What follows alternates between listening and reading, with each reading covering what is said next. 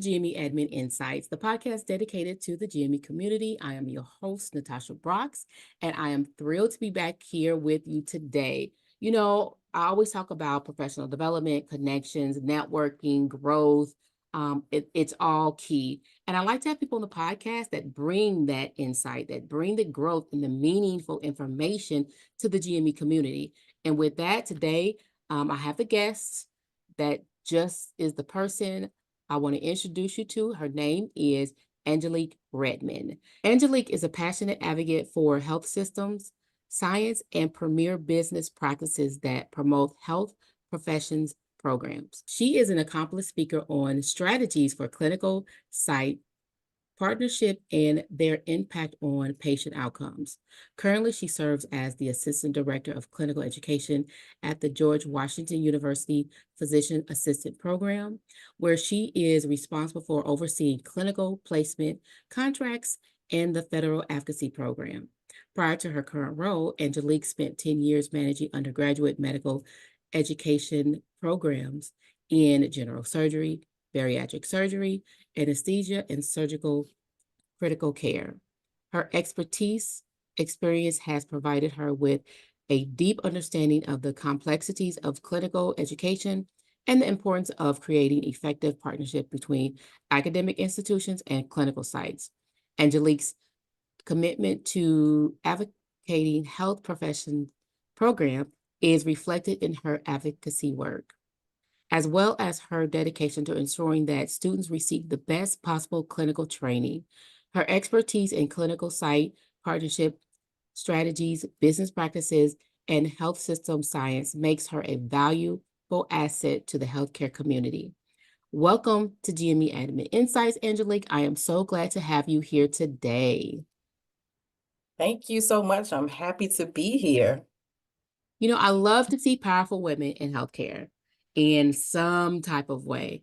And, on my podcast before I had my APD, which, we always talk about women in medicine. And we always say that women in medicine is just not for like nurses or doctors or female residents just because, they work in the healthcare field with medicine. Right. But it's also, us. We work in GME. This is still a part of medicine. So you work in a medical educational type of management profession, but for the PAs. So I wanted to talk to you about that. So we're just going to jump right into it. You started as a program coordinator, and now you're an assistant director of clinical education. You just tell us a little bit about your journey and, how you got from being a coordinator to where you are now. Sure. I actually started I started my way a little different in medical education. I actually started with graduate medical education and then worked my way down to undergraduate medical education. About over a decade ago, I started as a program coordinator for the Anesthesia Critical Care Fellowship. And that was when I was introduced to medical education. I enjoy what I do. I like to coordinate projects. And when I came into this position, that is what it gave me. Yeah. Back then, unfortunately, things were not as robust like it is now with graduate medical education. So when I started, the position was still a glorified secretary position. So Yes. my role, I was still the program coordinator, but they relied on me a lot to provide assistance to multiple doctors. And then working on the fellowship program was one of my core, but it wasn't considered on paper like more than 50% of my job. And when I came on, I changed the game. My job description changed a couple of Yeah. times. Because, I realized it wasn't representing what exactly this position entails. A lot of management skills is required for this position. Your soft skills, your hard skills, knowing people, networking, all of that was required. So I did that for a couple of years. I had the opportunity to experience site visits during that time as well. I enjoyed it. Back then again, like I said, because it was still considered a glorified position. I I just thought it was a dead end position, honestly. Right. I didn't see any growth. When you go to an organization and all the coordinators, the only thing to be is a coordinator is a Yeah. problem. So Yeah. like if there were any other positions that you can go into that still involve the graduate Mhm. medical education arena, just was not working for me. So I actually just started my own business, and then I end up, I did that for a couple of years. And then after moving to back to where I originally came from in DC, I end up thinking about what I should do next. And I thought about going back into medical education, but I knew that there was no growth happening the last time I was there. Um, actually God was like, just do it, just do it. So Mhm. I actually, I went back and I already had a business and stuff. So when I came in, I was full-blown leader, Right. putting things together, changing systems, making the program work more efficiently. And that's when I went into surgery, and I managed the general surgery residency. Mhm. And then I also managed the surgical critical care fellowship. I actually only did that for a couple months, and I was promoted to program manager for um, general surgery clerkship. And I still continue to manage the fellowship programs in surgery. Um, so I do want to say, because of, my skills, I was promoted because they were actually having a boot camp. It was the first time they were doing it, I believe. And, oh, actually, maybe the second time. Mhm. Um, and of course I had to manage about 40 people. It was Oh, a wow. 40 person team to get this boot camp together. And the boot camp was for all the surgical subspecialty interns. So Mm. we had to, get didactic lectures together. We had simulation in there. So Wow. we had to make sure the simulation stations were together because it was a two day, two day, Oh, two wow. day program. And it involved other specialties. So I had to deal with the other coordinators to help. Mhm. I had to get different clinicians to help with that. Um, but they were so impressed. Literally, the the last day they walked up to me while I was like working. It was like, "We want you to, you know, you did an awesome job." And I was like, "Oh, okay." So I was like, "This is nothing." Like This is what I for do. me, it's like, yeah, this is Right. what I do. I was like, okay. So I did that, and then I did that for a couple of years, and then like I said, even though when I started, I was reluctant because of Mhm. the slow progression with growth. Even though graduate medical education has so much Yes. untapped opportunities, I still and I thought that was a challenge, and I love challenges. Mhm. So, Mhm. Mhm. I actually, when I did the clerkships, that's when I was introduced to the PAs. Oh. And when I was managing them, I was like, they're doing the same thing as the medical students. So, um, same clerkships, everything. So, Right. they're learning the same thing, same preceptors. So I end up looking further out at different type of learners just to see, how their programs are set up. Oh. And that's when I got into physician assistant field, and looked at how they worked, and saw an opportunity and jumped on it. And Mhm. And all of my experience as a program coordinator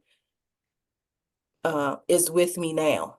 Right. Um, and it's Right. helping me make these more broader decisions on strategically finding clinical sites for our learners, and also looking for feasible or suitable partners for our program. Right. So Right. Right. Wow. Okay. that's how I So got here. for those who are not familiar with like clinical education, right? Tell Mm-hmm. us like what's the difference in like what you do with that? Because most people, like okay, GME, right? And it's Mm-hmm. it's the graduates, the residents. But Right. you worked with um medical students and then PAs. So tell Right. just tell them like the difference in between the two. Sure, sure, sure. So there are different type of learners in Mhm. medicine. Of course, we have just the overall healthcare. For we typically call medicine is identified by doctors, Mhm. unfortunately, right? Right. Um, and Right. then on the separate side, it's health sciences, and then that's where nurses and PAs are. Mhm. Um, and where I started, not where I started. So in medicine, you have graduate medical education. And well, let me start at the bottom. There's undergraduate medical education, which covers the medical students, which are the 4-year programs, like Right. they're in medical school for 4 years, right? Mhm. After those 4 years, they go to residency. Mhm. When you get to residency, you're considered graduate medical education. Mhm. Residencies can be different, but specialties can have different requirements for their programs. So you can be there from 4, 6, Phew. 2. I think Yes. radiology is not that long, or podiatry, one of them. But after residency, then there's the fellowship programs, which is like the last training position for a physician. Um, and fellowships aren't that long either. So they're like 1, 2, or possibly 3 Yeah. years. I don't think they're any more longer than that. Mhm. Um, so that's medicine. So then we have health sciences, and Mhm. that covers the PA learners, which is physician assistants, and then you have nursing. It also covers PT, OT, all of that. So as far as clinical education, it's just basically for my title, clinical education, it's basically the same thing with a program coordinator does. Um, and it's just managing the clerkships and where they're placed. Where PAs, like I said, I told you how long medicine Yeah. can last in their programs. For PAs, it's a more condensed version. So for PAs, they can go to school for 2 to 3 years. Mm. Um, and for this program, it's 2 years. However, if they decide to get an MPH, then it's 3 years. Okay. So it's more of a condensed program, and it's a lot of learning. It's very intense. It's a fast-paced environment, Mm. completely different from medicine. Medicine is at a slower pace. And again, because it's so intense, you're crunching down everything in 2 years, 2 to 3 years. Mhm. So that is the difference in the different fields, but it's all clinical education, Right. Right. honestly. Right. And I know you had spoke about like not having a way when you're a program coordinator. And this just shows right they hear that, you went from being a coordinator to this. You don't have to just stay in the seat of a Absolutely. coordinator. There's other Absolutely. avenues that's out there, you know. Absolutely.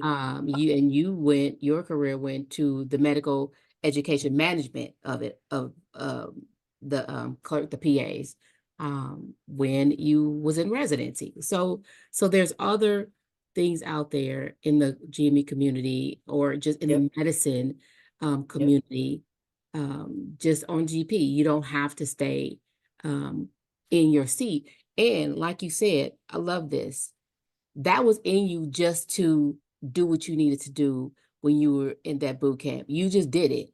you know, Right. and that was you. So when you are originally like that, people see that and they gravitate Yeah. to that and they know she's going to get the job done. She's going to get the work done. We don't have to ask her. She knows what she's doing.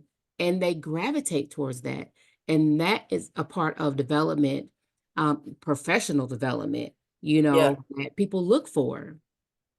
Absolutely.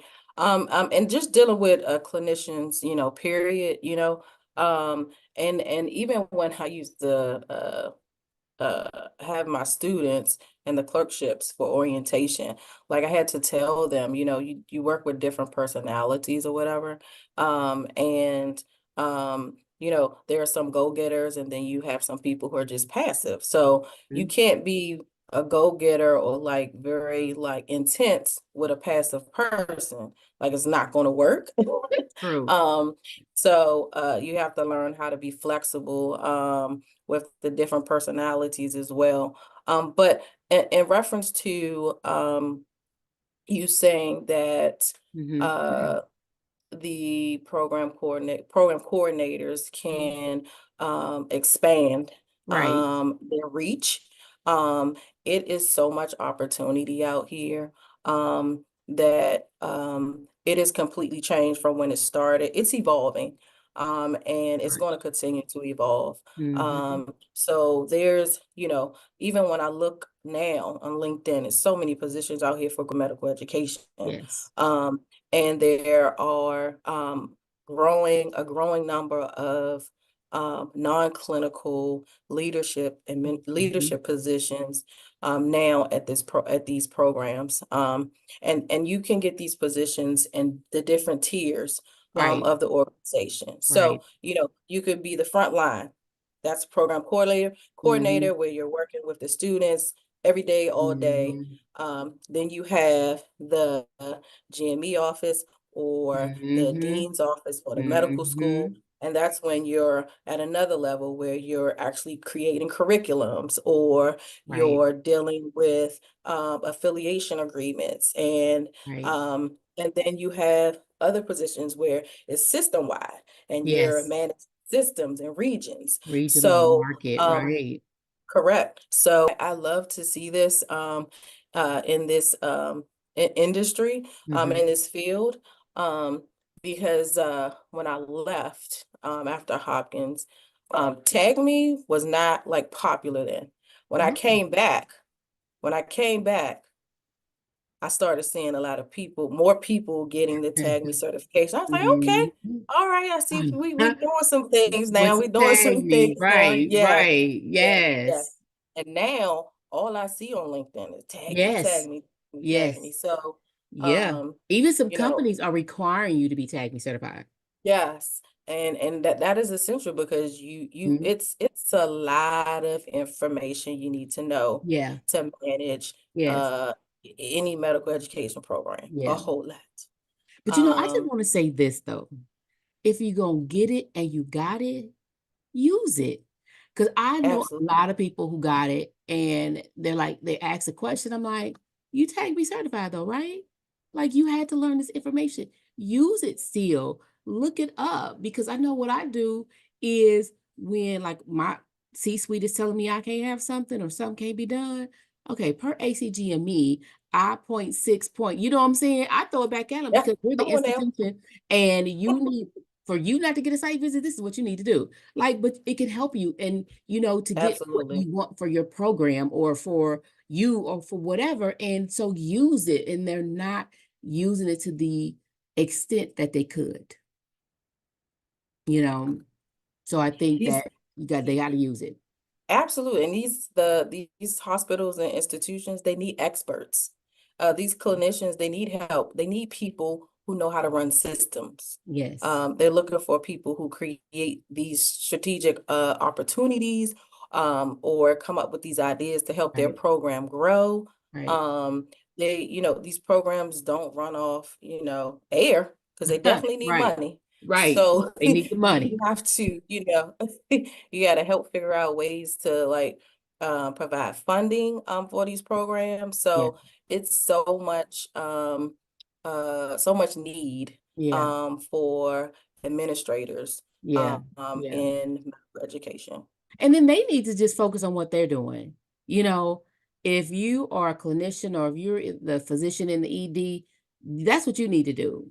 And then that way, if you're an administrator, then the administrator needs to focus on the administrative stuff. Let's like you said, let's get the funding. Let's make sure we have what we need for the residents. What do they need equipment? How can we provide it? So it's like the doctors, faculty, the clinicians, they need to stay, they need to do what they need to do and focus on that for a great program or whatever. And then we or the administrator needs to focus on all the funding, the strategic work and stuff like that.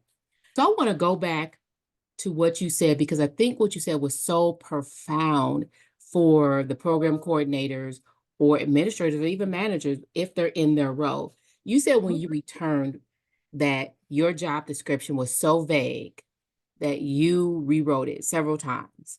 Um, a lot of people, of course, job descriptions they are vague, but when you get in that seat and you see what you're doing, or Mm-hmm. if even if you know ahead of time, like if you're going from one um entity to another, you Yeah. know what is required and it is so vague. So you rewrote it. First question, what made you say, "No, I'm rewriting this"? And then how was the reaction of your team when it happened?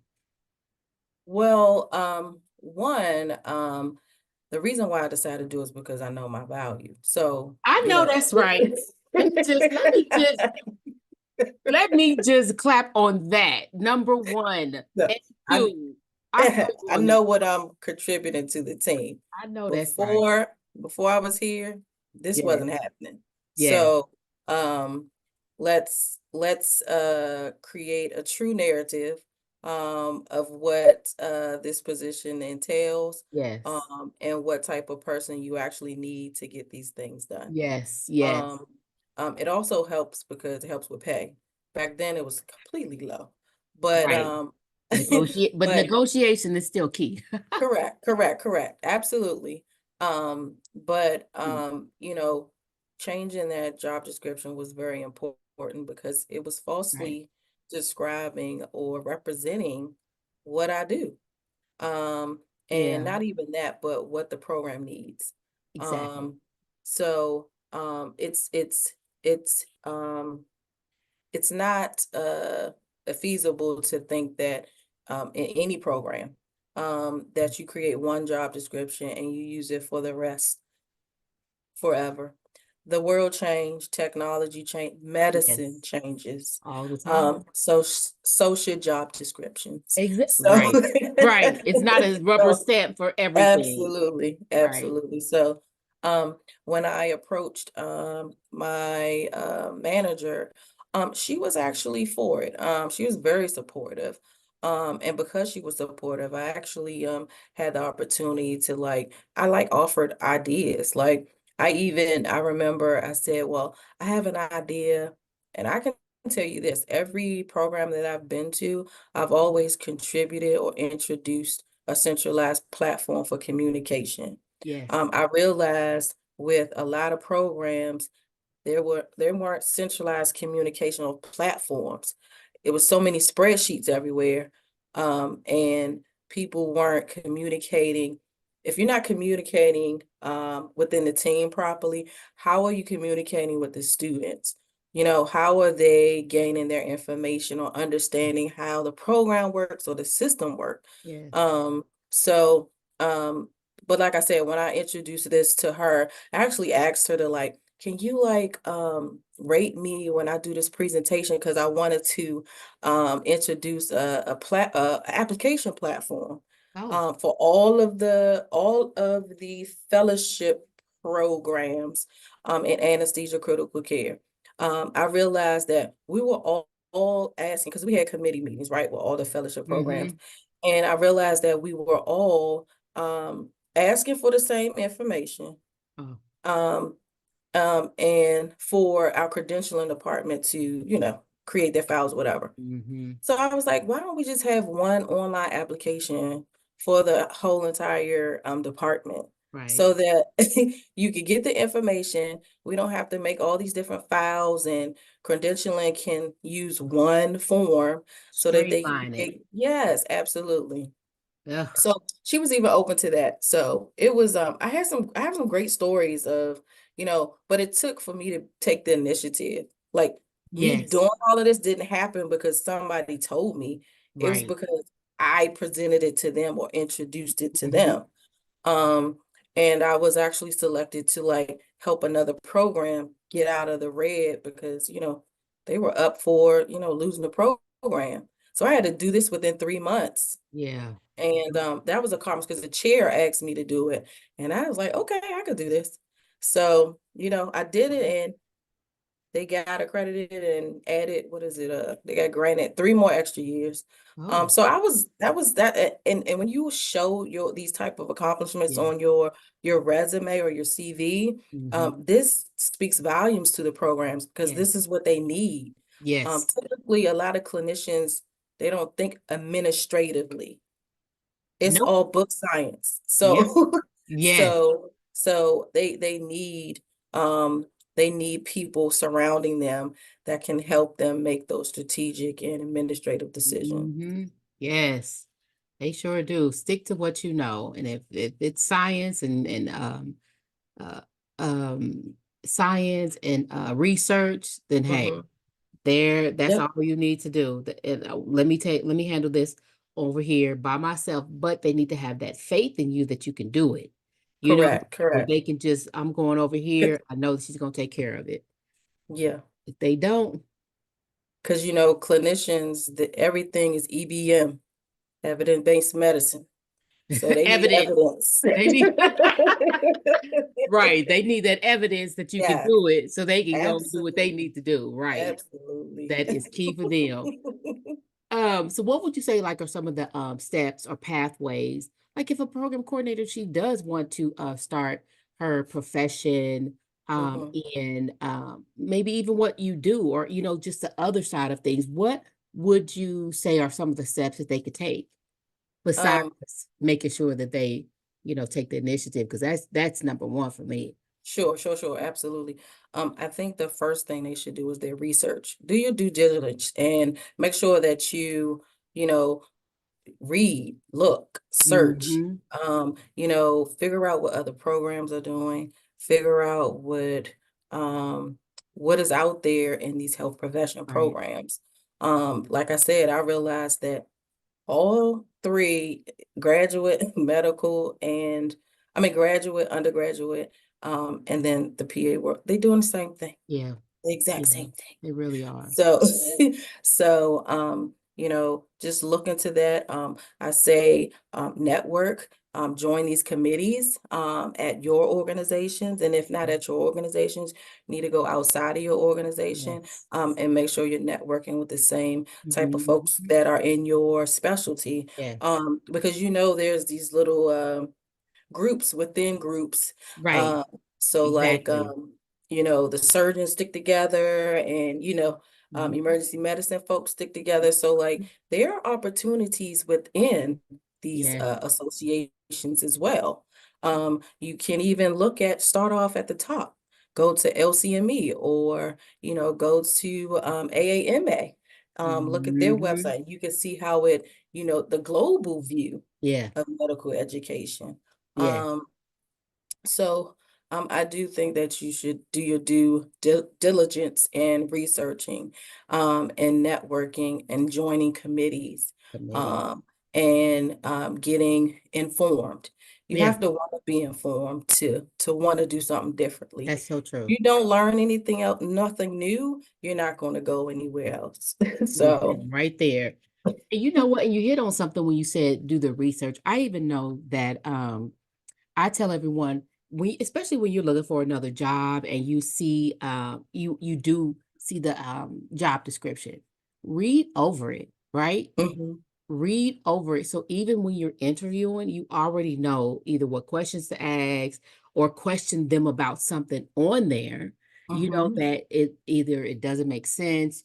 You want to know what it is. Just say it instead of just saying, oh yeah, job description, okay. Like you still Right. have to do your research on that. I remember this one coworker, she was looking at another job and we were like, okay, well, what is that? And she was like, I don't know. I said, well, ask about it. Well, I don't want them to look at me like, girl, if you don't ask about what that is, like what will does it entail? What will you have to do? How does that fit into your job role? Because I've noticed that when you ask questions about what you don't know and you get an expanded answer and you get more information about that role, I always tell them to use it as leverage of negotiation of pay Mm.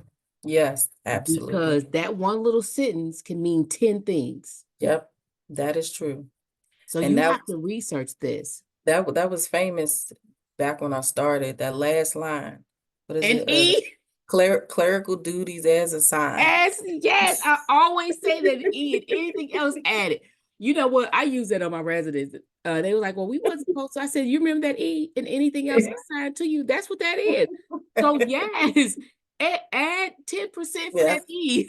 Because Yep, you absolutely. already know you're gonna be added things anyway, so you better Right. give a little Because stuff. like when I started, like I said, the job description was vague. I Uh-huh. just knew it was a fellowship program, but it didn't really tell me exactly what am I really doing. So when you get to that Exactly. interview and ask those questions, you want to, again, like I said, you want to research, like Yes. figure out how these fellowships or whatever program you're applying to, how do they operate? What's the accrediting Right. body? Like where's your program now? When's the next site visit? Mhm. Just asking questions like that, they will be very intrigued Yes. um to know more about you, Right. and see what exactly how this knowledge that you have can actually potentially Mhm. help them. Right. Um, yeah, I think uh, asking those questions is very important. And then two, um knowing how the program is supposed to work. I Mhm. mean, this is like, job 101. So like another thing, another thing, Sometimes like it's not. when you apply for a job, the one thing that's key is for me, I always look for, but I try to, encourage other people, but it may not be for you. Mhm. But I do encourage people to look for what you're good at or like to do. Yes, your You own know, little niche. right. Don't look at the pay first because it can have high pay and it could Yeah. be not what you want to do. Or stressful or If you are yeah, working in your passion, that's true. you will not be bothered, one, by folks who like can, That's so true. change your mood That is one day. so true.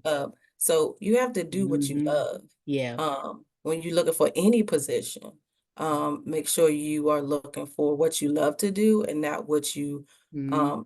want to do or need to do, not want to do, but need to do just for the moment. You know what I'm Yeah. saying? Yes. Um, and I don't want to say this, but normally I'll be like, I'm not a slave. So Okay. when I work with passion, Yes. and purpose. Yes, So exactly. Exactly. And then when it's done, it's done. You exactly. go home and yeah, but yeah, I feel you on that. And you've done a lot anyway, like especially, from program coordinator to where you are now, creating your job description, all this other stuff. What are some of the rewards that you've seen that you've gained from all of this? So like I love accomplishments. Like, Yeah. how you have those vision boards. Yes. And I'm crossing off everything off my vision board. Okay. Me Um, too. and they're coming in increments and everything that I've done Yes. was actually on that was a vision. That's what I wanted to do. These were goals that I Mhm. wanted to do. My PMP, when I got that, that was a goal. Yes. When I started my own business, that was a goal. Mhm. So you just got to be diligent in what you want to do. And when I look back and I feel great, Yeah. you do your Yeah. first presentation at a conference, feel Yeah. great, you Yeah. know? Um, and I just submitted for a publication, so we'll see what happens with that. That's what I So want to get. That's my next thing. That's my next thing. I want to yeah, so and all of this is available to program coordinators right now. exactly. There are no strings attached. Yes. You can publish in any publication. You Mm-hmm. don't have to have a membership. All you have to do is write and submit. Yes. Yes. Yeah. Actually, I just did a last week when I was in ACGME, I did a webinar on professional development plan, which kind of reminds me of goals because that's what you're doing. Hmm. When you are like writing out your professional development plan, that you are writing out what you want to do. Here I am now. This is where I want to be. So what's going to get me from where I am to here? All that in the middle is all the goals you got to list out. That's your plan. And Hmm. I'm like, you could even start small, write out the smallest one to the biggest. But like you said, boom, check it off one by one.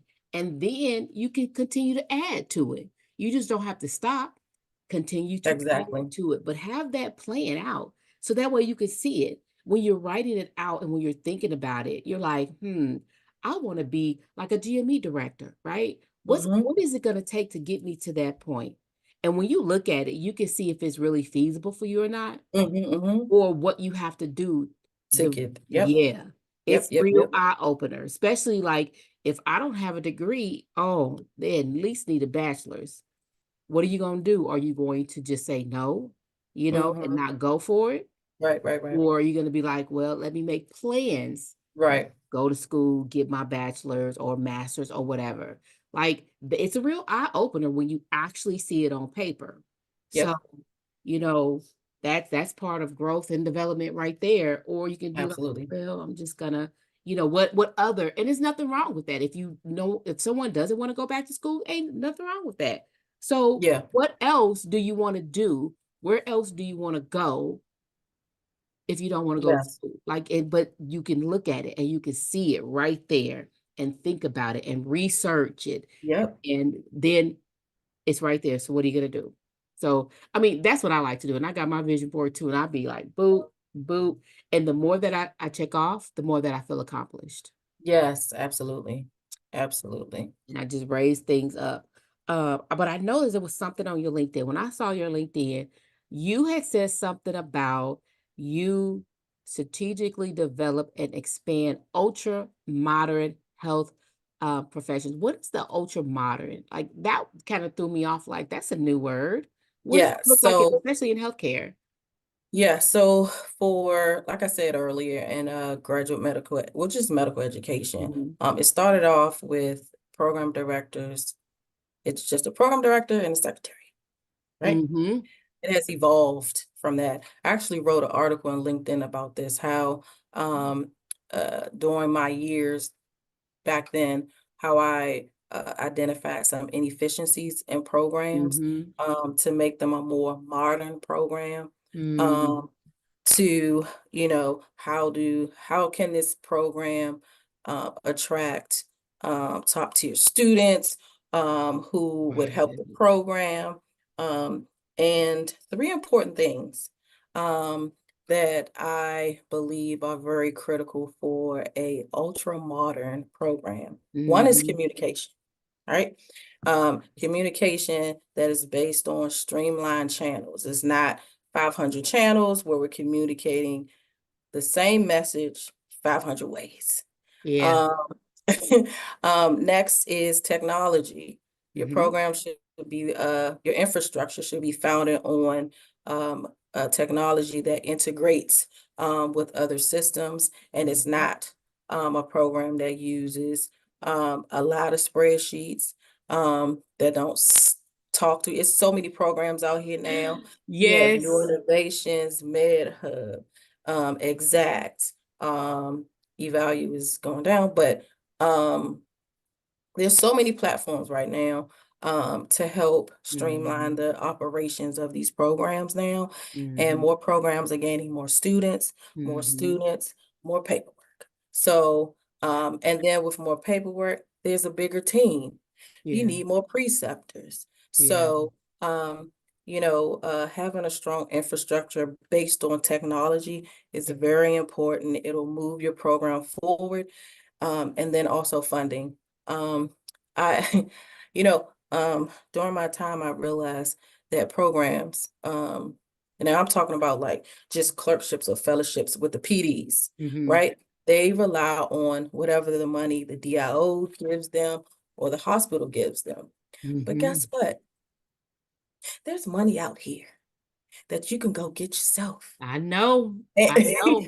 I and know. like programs can actually go and apply for these grants and have Mhm. money for their own program. Yep. Except you don't have to rely on, the hospital or the university's money alone, that's shared Bingo. Yeah. amongst all of these programs. You can actually go get funding Mm-hmm. yourself. Mm-hmm. And I think that's something that a lot of uh, individual programs don't tap into. They Mm-hmm. are now, being as though the HRSA grants are out here now. Right. There's a big Right. initiative now for women's health. So I think that there will be a big push for OB-GYN programs will Yeah. start getting their own funding now. So this will help again, like I said, to help these programs or help the programs prepare the learners to get into this value-based system that is Mm-hmm. out here now that depends on improves patient outcomes. Right. It's no more, Right. back in the day, it's whatever service you provide, you just get paid for. It's not that anymore. Yeah. For hospitals, they literally have to reach HEDIS goals. They have to like improve outcomes before you Right. can get paid. Yes. They want So, to see it. absolutely. So, just having funding, technology, and Mm-hmm. streamlined way of communicating, are three Mm-hmm. pivotal, um, components, Mm-hmm. needed for ultra modern program that is successful. And what is success? Something that's effective. What is Yeah. effective? Something that produce results. Mm-hmm. And those results are positive or Right. good results. So, yeah, so that's what I think, those Hmm. three Hmm. components. That's that should be like a given in any program, but yeah, yeah, it is not. And that money aspect, we do that. So I know it helps.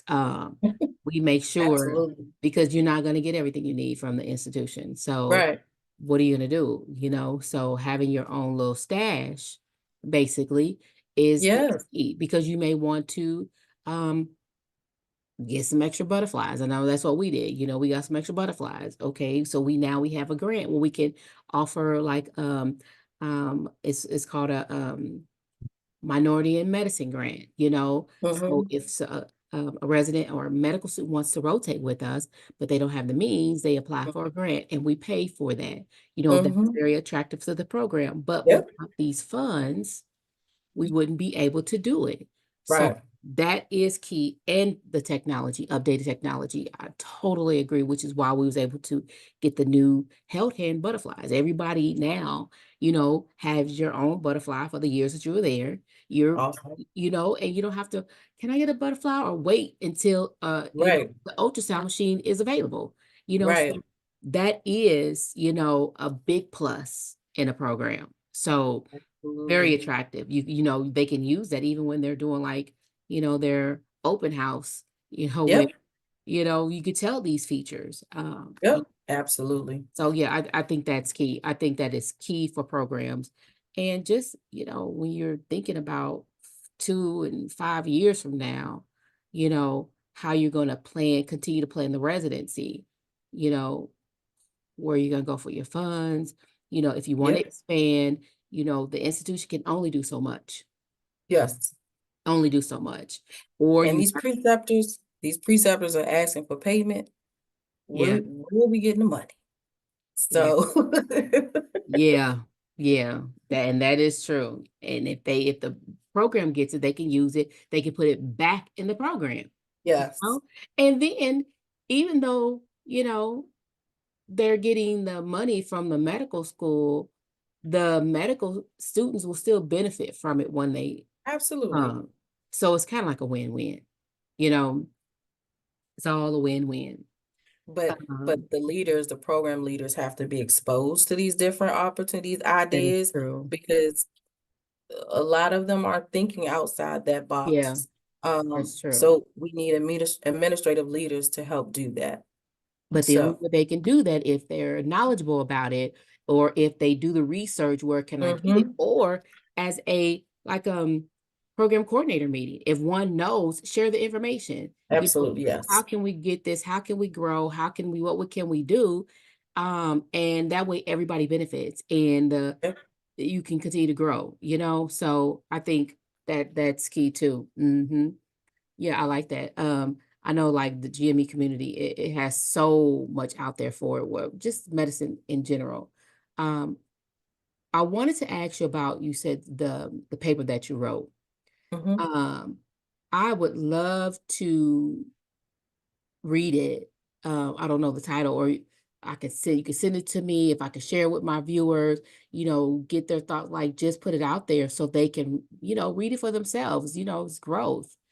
It's not published yet. It's under review. So, Oh, yes. So, oh, okay, okay, Big Arthur. I said, okay, So if you're talking about the LinkedIn, I did do the LinkedIn article, and that's on my LinkedIn okay. page. So So that, yeah, yeah, that one that's right for there, sure. that Yeah. one. What's the name of it? Top three Okay, inefficiencies or something. I can't okay, remember. I'm so okay. sorry. No, I'm going to LinkedIn. I'm gonna go on to LinkedIn. I'm sure going to read it, and I'm going to share with my community, because that is something that as administrators we need to know, And right? actually, program coordinators can write their own LinkedIn articles. Write your experience. You, Yes, that's part look of what growth. Natasha is doing.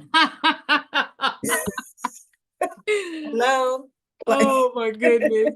That's why I started the newsletters, because it was like, if I needed to know this, somebody else needs to know this too. yeah, Put this out here. yep, So yeah, take the initiative. Is that what you said? You got yep, to take the initiative though. absolutely. Oh my goodness. It has been so fun today. Awesome, awesome. Yes, it So has. informative. This podcast has been so informative. But at the end of my podcast, I always like to ask you one final question, because it really has me have you thinking, different ways. And I like to see how people think about things. So if you could only take two things from your office with you on a desert island, what would they be and why? So I'm gonna say I was prepared because I looked at all your stuff. I looked at all your podcasts. And You was you like, know, you're not I gonna get me. I was like, this is an interesting question, but Mhm. mine is not very interesting. It's very straightforward, because the one thing that I would take with me to an island is actually well, it could be one or the other. The first is my briefcase. It has everything. My Yeah, you phone, like, I'm my gonna be wallet. prepared. Right. That's and if I can't take my briefcase, I'll take my phone because that has everything now. So Yeah. I All right, can't buy anything because you can't nobody's gonna keep it be there. charged. But I can take pictures while I'm on the island. So That is true. That is true. That is true. and it won't be Wi-Fi, but I can take pictures while I'm Yeah, there. that's true.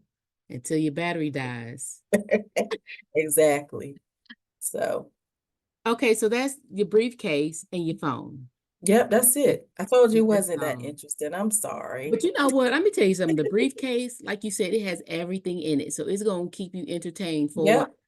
I got papers I could read. I could do some research. I can, Yeah. I won't have Wi-Fi, but I'll still have, like, I got papers in there. I can, like, still have my mind going because, Yeah, think so you won't go crazy on the desert island. right, Just think about little ideas. When I get back, this is what I'm gonna do. right, exactly. Right. That's good. Hey, but you know what? That's why I like asking that question, because people have so many different answers. Sometimes it's always the same, but so many different answers. And it just, just throws a little curveball. It Uh, it does. but I like it. But I love the answer. But I want to thank you so much for joining me here today at GME Admin Insights. And No if problem. like the It's listeners, they fun. want to reach out to you, how can they contact you? Is LinkedIn? Sure. My LinkedIn page, is Angelique Redmond. And it's the LinkedIn / whatever it is, but it's Prague developer. And that's where I am. Okay. All right. Well, okay. Well, we've been speaking with Angelique Redmond today. She is a boss babe doing her thing, handling her business, growing, networking, and telling you how it is today. Just straightforward. And I love it. Thank you. Reach out to her on LinkedIn if you have any questions, follow her so we can make sure when that book drop, we are there for it.